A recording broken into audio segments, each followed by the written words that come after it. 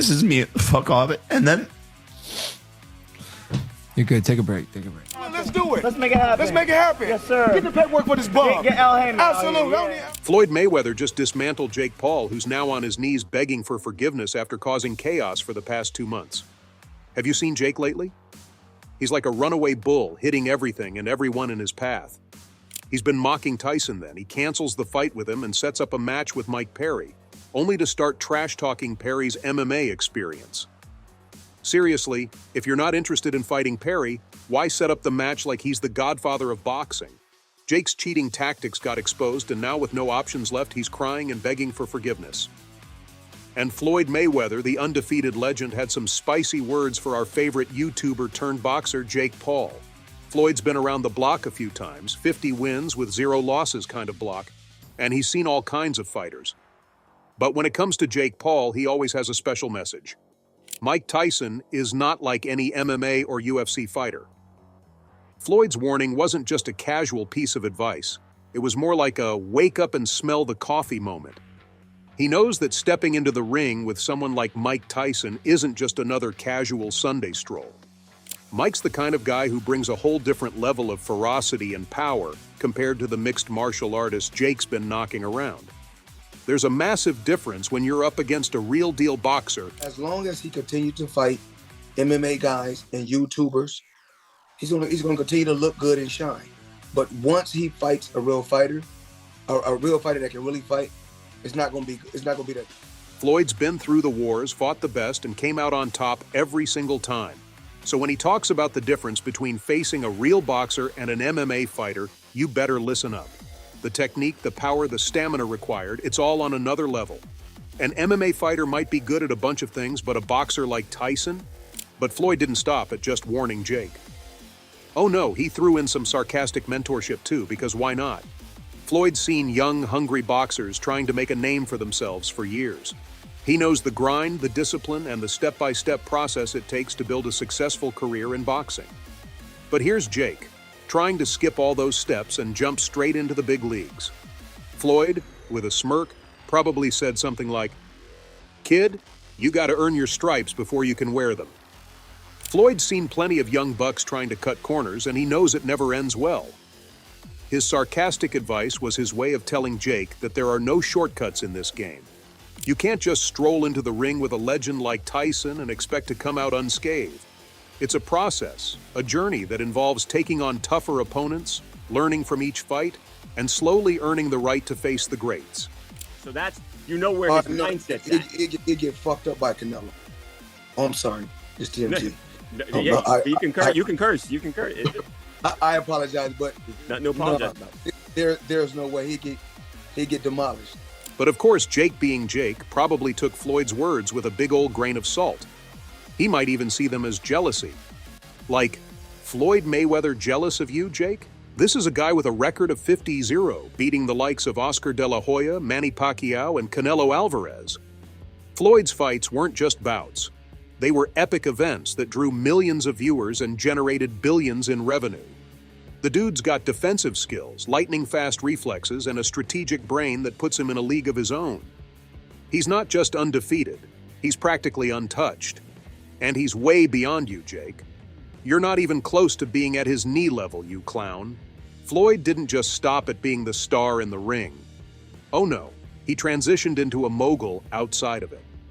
In 2007, he founded Mayweather Promotions, flipping the script on how boxing promotions were done.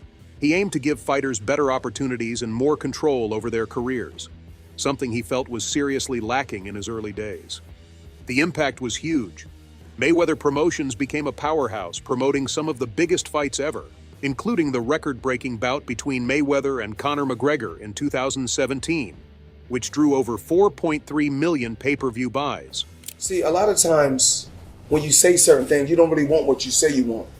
Okay, so Jake Paul got problems right here, So, I mean, he's.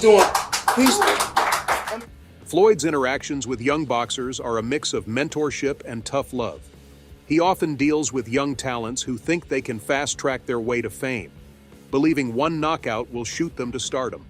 Floyd knows better. He's seen it all and understands that greatness comes from patience, hard work, and a deep understanding of the sport. He shares stories of his own rise, how he meticulously built his career, fight by fight, learning and evolving with each bout. Take Gervonta Tank Davis, for instance. Under Mayweather's wing, Davis rose to fame, but not overnight. Floyd guided him through the ranks, ensuring Davis faced increasingly tougher opponents to hone his skills and build confidence.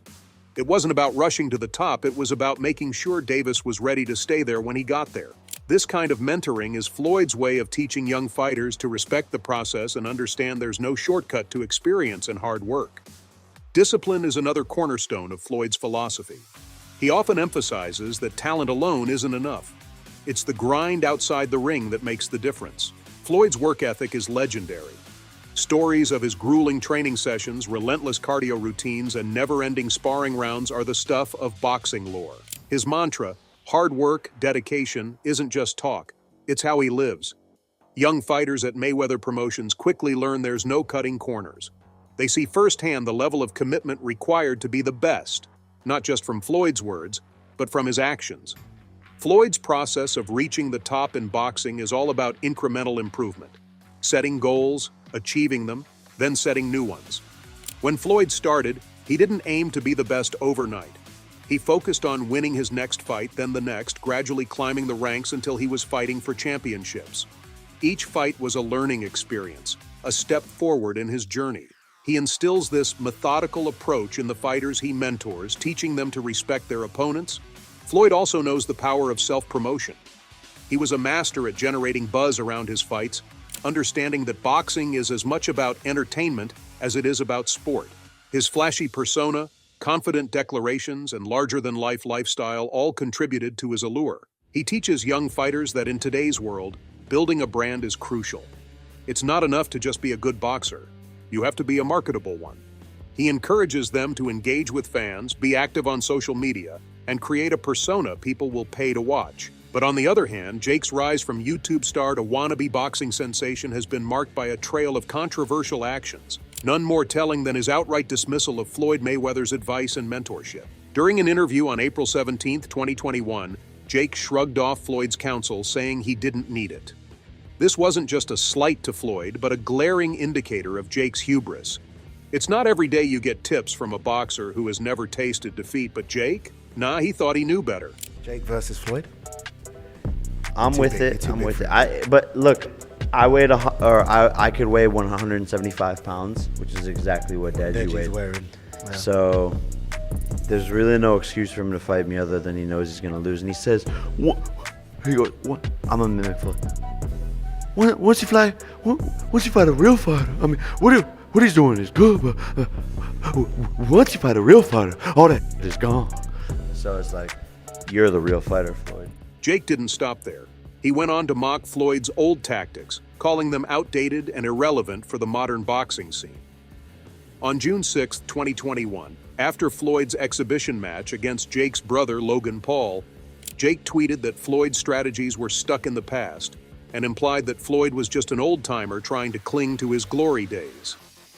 Jake even suggested that Floyd was jealous of the attention and fame the younger Paul brothers were garnering. Can you imagine the audacity? Claiming that an undefeated champion who redefined boxing is envious of a YouTube prankster turned boxer?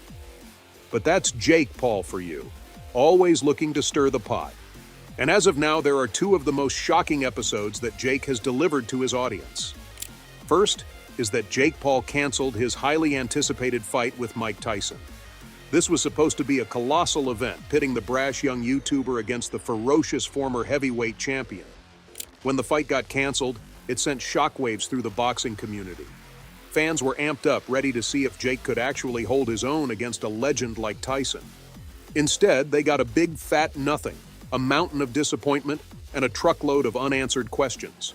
I've never been caught lacking, and I feel like such a bitch. I knew you were. I am a bitch. I knew you were. 1 to 5 dudes. Let's fucking go. That. 5 dudes, I'm even gonna six or question more. I'm good. I'm a bitch. If it's me, I'm that pussy right now. I'm not even gonna cap. Yes. We're outnumbered. I have 1 security guard. I normally have 3. You caught me on a good fucking night, buddy. I'm not gonna get punked and my shit stolen right now. I was like, this is $1 million fucking. I made the smart fucking decision. Jake's reputation took a nosedive. Fans who once admired his gutsy attitude now saw him as a cheat, willing to trash the sport's integrity for his own gain. Critics who had always doubted Jake's legitimacy as a boxer felt vindicated. The scandal confirmed their worst suspicions, that Jake was more interested in winning by any means necessary than proving himself as a true athlete. The consequences for Jake were swift and harsh. Sponsors started dropping him like a hot potato, not wanting to be linked to a tainted figure. Boxing commissions launched investigations, threatening to strip Jake of his licenses and ban him from future bouts. Fellow fighters who had reluctantly accepted Jake into their ranks now openly condemned him. The boxing world, always skeptical of Jake's rapid rise, now had solid reasons to question his legitimacy. And after he got exposed for all this, now he issued a public apology and display of regret. Jake took to social media to issue a tearful apology, addressing his fans, critics, and the entire boxing community. He spoke about his actions, the scandals that have marred his career, and his supposed newfound understanding of the responsibilities that come with his position. But the million-dollar question is, were those tears genuine, or was this another meticulously orchestrated PR stunt?